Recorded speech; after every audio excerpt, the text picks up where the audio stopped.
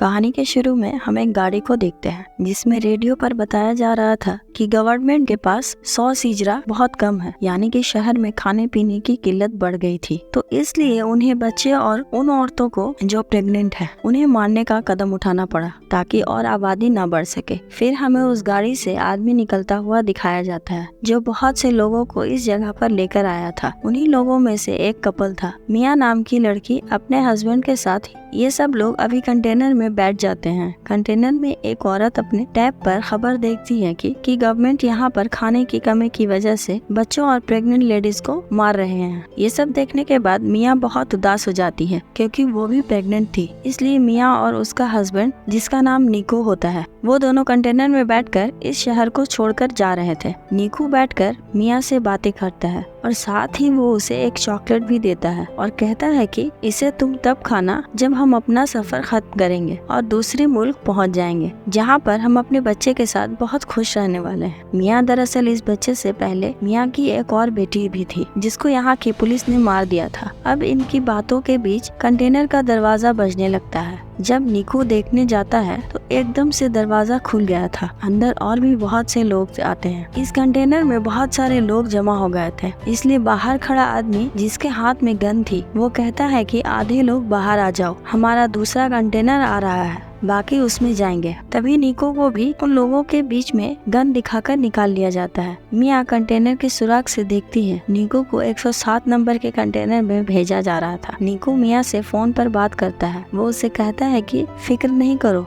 हम दोनों एक ही जगह पर जा रहे हैं, हम इकट्ठे हो जाएंगे। बस तुम इस सफर के दौरान अपना और मेरे बच्चे का ख्याल रखना और इर्द गिर्द किसी पर भी भरोसा मत करना। मिया का कंटेनर चलने लगता है। रास्ते में वो देखती है गवर्नमेंट की पुलिस बाहर औरतों को जमा करके जो खास तौर पर प्रेग्नेंट हैं उन्हें मार रही होती है। कुछ देर के बाद कंटेनर रुक जाता है। मिया सुराग से देखती है कि ऑफिसर्स ने कंटेनर को तलाशी के लिए रोक लिया है। अब कंटेनर को खोलकर जब चेक किया जाता है तो वो उन्हें पूरा खाली मिलता है। कंटेनर के अंदर छुपने की खुफिया जगह थी। सभी लोग इधर छुप जाते हैं। ऑफिसर जब गोली चलाता है तो उसे भी पता चल गया था कि अंदर खाली बहुत सी जगह है। पुलिस ऑफिसर सबसे कहता है कि देखो सब लोग बाहर आ जाओ वरना तुम्हें ऐसे ही मार दिया जाएगा। ये सुनकर मिया उस कंटेनर के अंदर रखे डब्बों के ऊपर चढ़ गई थी। तभी वहाँ पर एक लड़की जान बचाने की खातिर दरवाजा खोल देती है। जैसे ही वो बाहर आती है ऑफिसर्स उसके सिर पर गोली चला देते हैं और फिर एक एक करके सबको मार दिया जाता है। सबको खत्म करने के बाद वो ये हुक्म देता है कि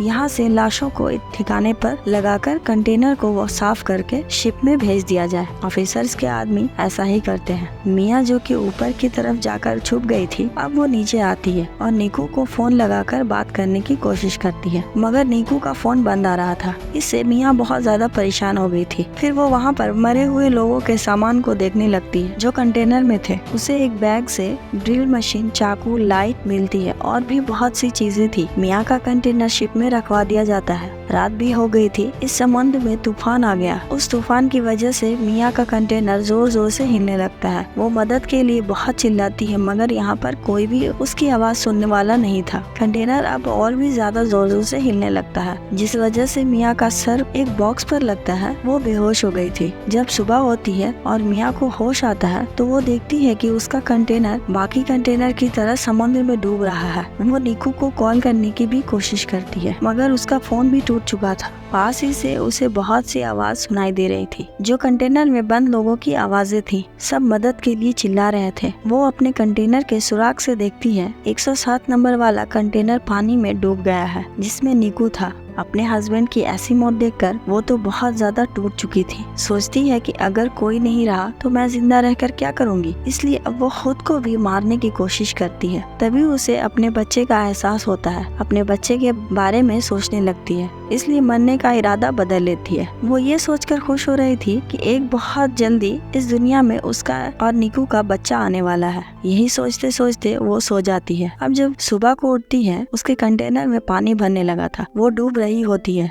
पानी से निकलने की कोशिश करती है मगर नहीं निकल पाती। तभी उसकी आँख खुल गई थी। इसका मतलब ये है सिर्फ उसका एक सपना था। अब वो कंटेनर में रखी बॉक्स को देखती है जिसमें से उसे बहुत सारे प्लास्टिक के डिब्बे मिलते हैं। प्लास्टिक का इस्तेमाल करके सबसे पहले कंटेनर का सुराख वो बंद करती है जिसमें से पानी आ रहा था। वहाँ से मिले और भी सामान को इस्तेमाल करती है। उसने कंटेनर को अपने रहने के लायक बना लिया था। अगले दिन मिया का फोन बजता है जो कि नीकू का था। वो उसे बताता है कि मुझे 107 नंबर वाले डिब्बे से निकाल लिया गया था। तुम फिक्र नहीं करो, मैं जिंदा हूँ। मिया उसे अपने बारे में बताती है। कहती है, नीकू, मैं कंटेनर में फंसी हुई हूँ जो समंदर के बीचों बीच है। वो फोन पर कहता है, फिक्र नहीं करो, मैं तुम्हें ढूंढ लूंगा। बस तुम अपना और मेरे बच्चे का ख्याल रखना। हम क्योंकि पहले ही गवर्नमेंट की वजह से अपनी बेटी को खो चुके हैं। मिया नीकू से बात कर थोड़ा सा सुकून में आ गई थी कि वो जिंदा है। अब वो कंटेनर में लोग का बचा हुआ खाना तलाश करती है और उसे बहुत ही संभाल कर इस्तेमाल कर रही थी।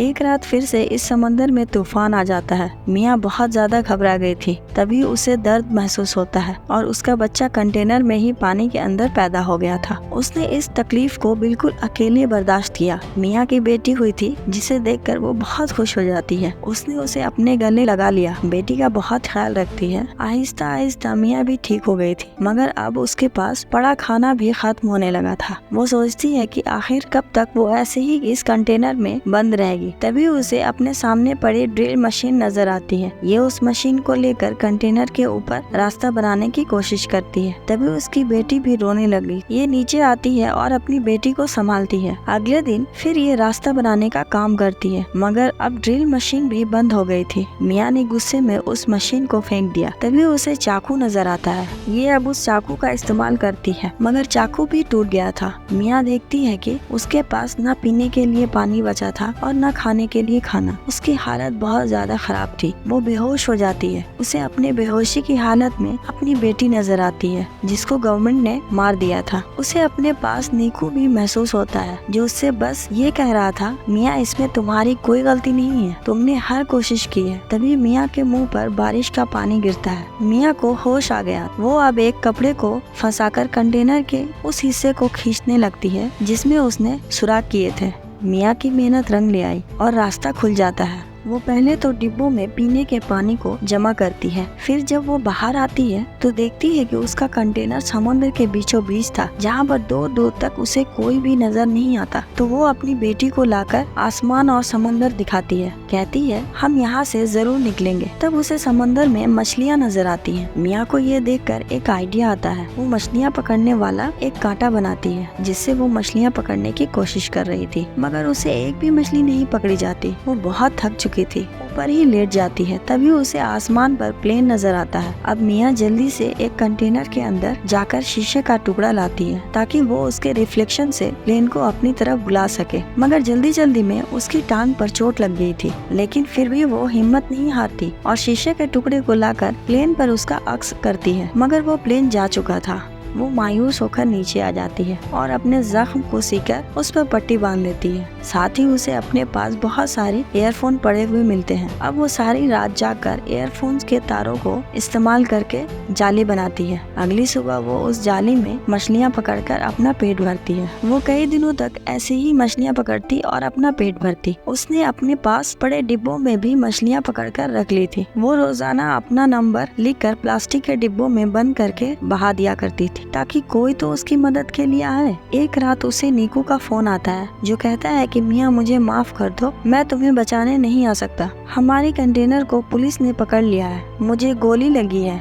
मिया कहती है, नीकू हमारी बेटी हुई है जो बिल्कुल तुम्हारे जैसी है। वो उसे अपनी बेटी की आवाज भी सुनाती है। तभी उसका फोन बंद हो गया था। मिया बहुत रोती है और कंटेनर के ऊपर ही सो गई थी। ऐसे ही उसे कंटेनर में रहते हुए 32 दिन गुजर जाते हैं। जितना भी सामान था सब मिया ने इस्तेमाल कर लिया था जो उसके काम आ सकता था। अब वो कंटेनर के ऊपर डिब्बों का इस्तेमाल करके एक छोटी सी कश्ती बनाती है जिसमें उसने अपनी बेटी को लिटा दिया था और मछलियाँ जमा करती। तभी उसे एक परिंदा नजर आता है, जिसे देखकर वो सोचती है कि आसपास जरूर कहीं कश्ती होगी। थोड़ी देर में रात भी हो जाती है। यहाँ के कंटेनर में पानी भरने लगा था। उसकी बेटी की तस्वीर कंटेनर में गिर गई थी। मिया जब उसे लेने जाती है तो उसका पाँव रस्सी में फंस गया था। तभी ऊपर से उसकी बेटी की कश्ती पानी में बह गई थी। ये किसी तरह अपनी पाँव को जैसे तैसे छुड़वा कर बाहर आती है, मगर अब उसे अपनी बेटी कहीं पर नजर नहीं आती। वो पागलों की तरह यहाँ वहाँ ढूंढ रही थी, मगर वो उसे कहीं पर नहीं मिली। दूसरी तरफ मिया की बेटी के पास एक बहुत बड़ी व्हेल मछली आती है जो उस पर पानी गिराती है, तो मिया की बेटी रोने लगती है। मिया अब उसकी आवाज सुनकर तैरकर उसके पास पहुंचती है और अपनी बेटी से कहती है कि सिर्फ तुम्हारी वजह से मैं जिंदा हूँ, असल में तो तुमने मुझे बचाया है। इतना कहकर मिया उस कश्ती का सहारा लेकर सो जाती है।